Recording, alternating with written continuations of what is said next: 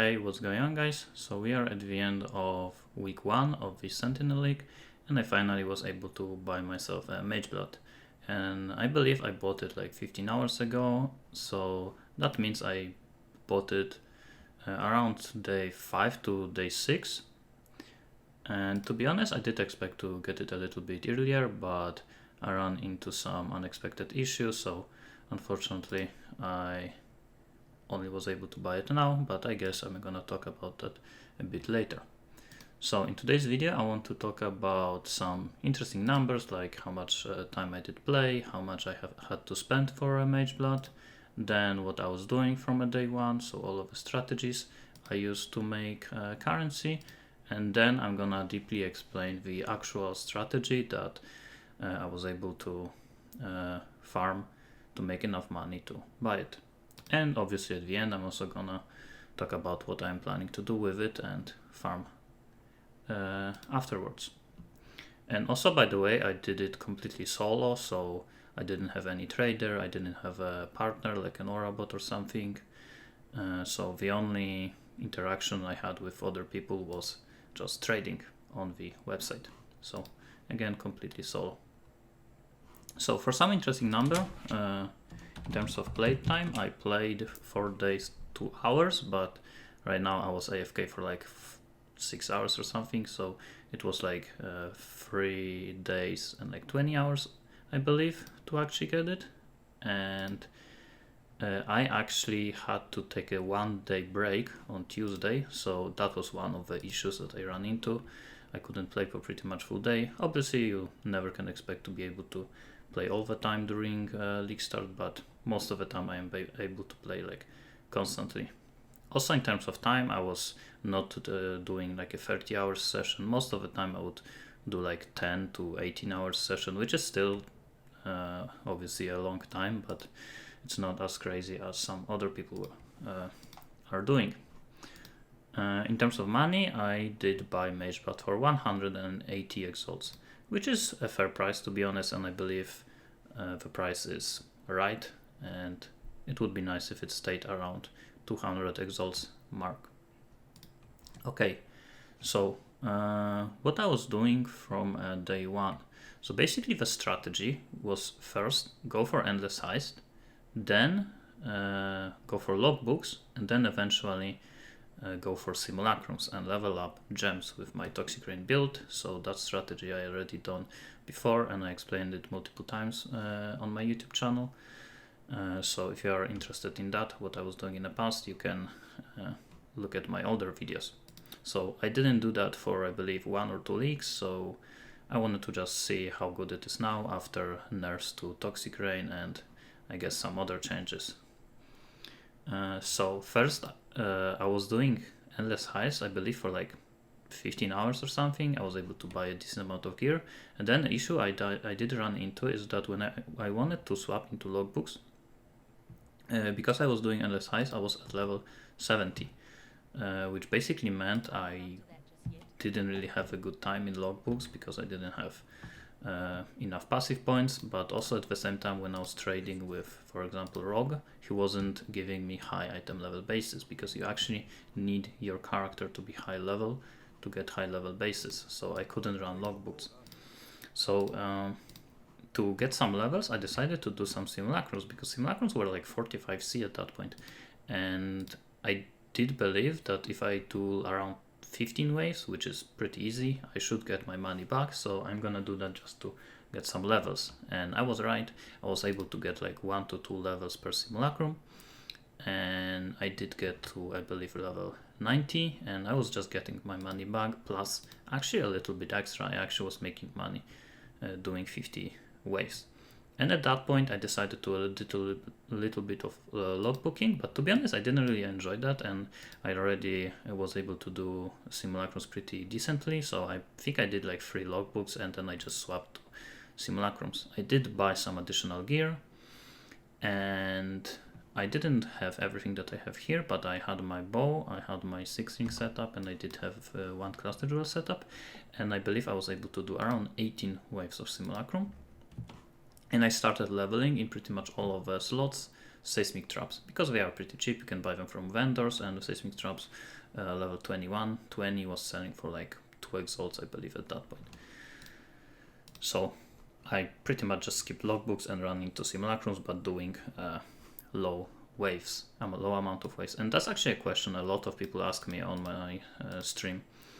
How many waves you need to do for simulacrums to be profitable? And I did a test, and when I was doing 10 waves, I actually was making like 50 to 100 C.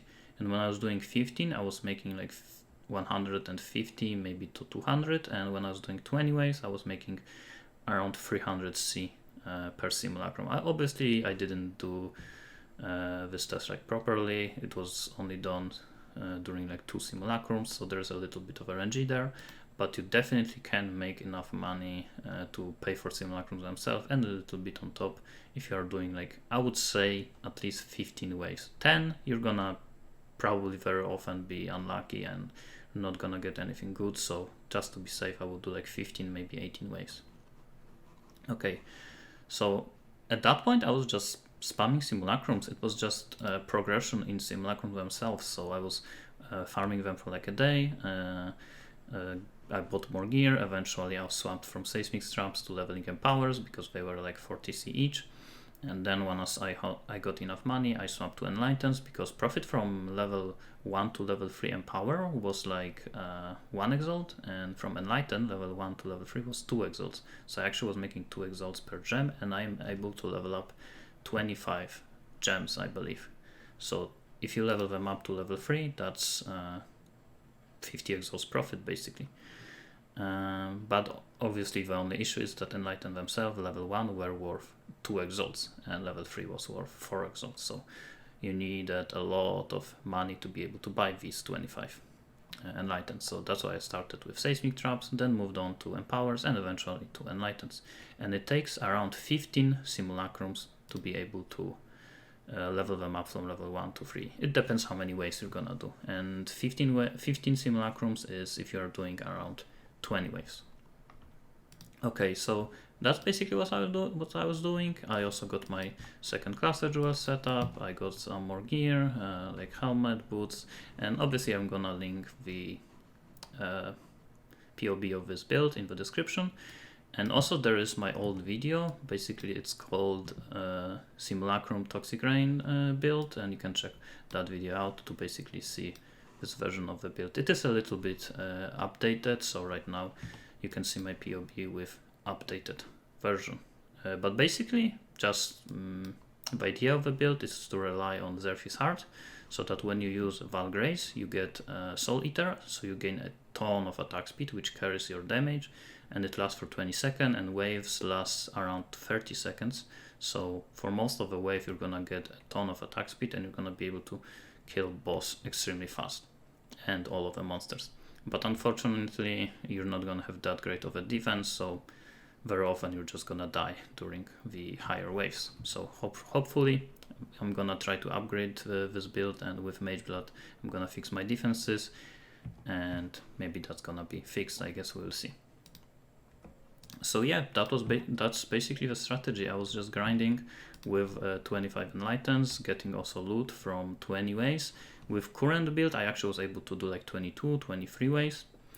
And also another issue I did run into is actually Archnemesis monsters, because Archnemesis monsters, as we all know, are pretty hard, and during some of the simulacrum waves I actually got almost like immortal monsters because they had so much chaos resistance. Toxic Rain build is chaos damage, and chaos penetration, especially for damage over time, is very hard in this game. You pretty much can't really penetrate that much chaos resist. So for example, this damage penetrates 7% chaos resist doesn't actually work for Toxic Rain.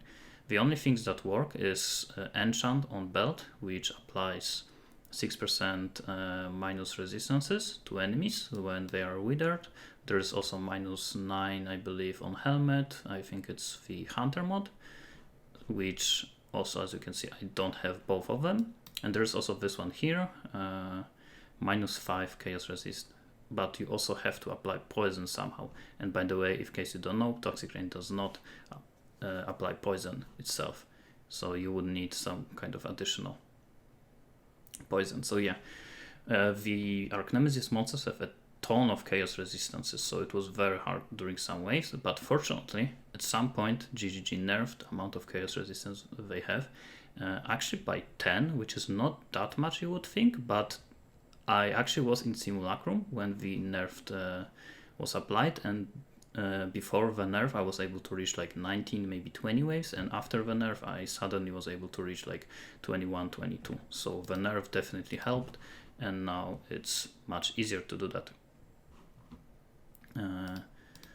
So that's basically it. Another question is how much I was making per hour, and obviously that depends on the day. Like during earlier day I wouldn't make that much because again I wasn't leveling Enlightens and Empowers. Now obviously I am making more, but at the same time Enlightens and Empowers are going down in price. So if you are leveling 25 gems and you are making 1x per gem, it takes 5 hours to level all of them up, which basically means just from gems I'm making 5x per hour, and obviously on top of that I'm getting a lot of loot, things like cluster jewels. As you can see here I still haven't sold, but to be honest most of them are pretty bad, like fossils, scarabs and so on. So it's probably around 10x per hour, and obviously if you're gonna go for more waves like 25, 30, it definitely can be more than that, maybe even 15, maybe even 20 if you have like a ridiculous build and you do it super fast. Okay, so what I'm gonna do next, right now I'm gonna try to figure out this build with Mageblood, which means I'm probably gonna swap from Pathfinder to Raider, because Pathfinder doesn't benefit from Mageblood that much because Master Surgeon basically doesn't work. You don't really need Nature's Boon, and Master Alchemist is also pretty much useless at that point. So yeah, I'm gonna swap to Raider, and I'm gonna try to figure out my defenses with Mageblood, and hopefully eventually I'm gonna be able to do 30 waves with leveling 25 gems.